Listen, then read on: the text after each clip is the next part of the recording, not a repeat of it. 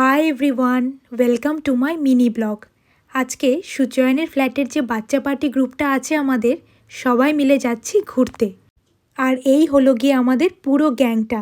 যদিও যাচ্ছি একটা শর্ট উইকেন্ড ট্রিপেই, তবুও আমরা যখনই একসাথে হই বেশ মজা হয়।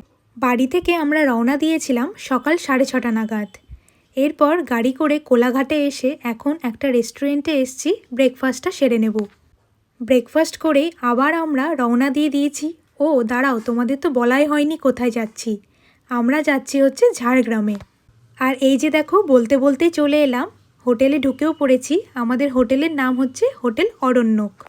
এখন গাড়ি থেকে লাগেজ নামিয়ে আগে চেক ইনটা সেরে নেব।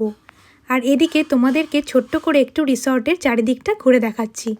আমরা কিন্তু এই রিসর্টে বুক করেছিলাম টেন্ট রুমগুলো। আর এখানে 5টা টেন্ট রুম আছে। চলো ভেতরে তোমাদের একটা টেন্ট রুম ট্যুর দিয়ে ফেলি। টেন্টের ভেতরটা কিন্তু যথেষ্ট স্পেশিয়াস ছিল। আর এখানে এসি, রুম হিটার, আবার টেবিল ফ্যানও রয়েছে। তারই সাথে ছিল একটা bed, wardrobe, water kettle, TV.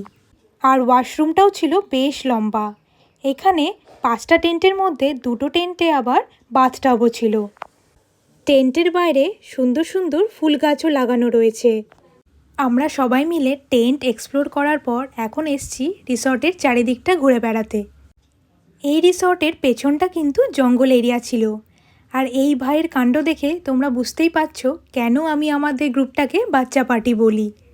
আর আমাদের এজ গ্রুপে ওই হচ্ছে সব থেকে ছোট, তেমনি আমরা ওর পেছনে লাগতে বেশি ভালোবাসি।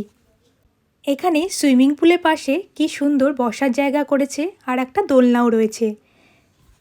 আমরা এরপর এসছি লাঞ্চ করতে। লাঞ্চের মেনুতেও ছিল কিন্তু জমজমাট। ভাত, স্যালাড, ডাল, আলু পোস্ত আর চিকেনের ঝোল। খাবারগুলো কিন্তু খুব সুস্বাদু ছিল। এরপর আমরা বেরোবো ঝাড়গ্রাম ঘুরতে। দেখা হবে নেক্সট ব্লগে। বাই।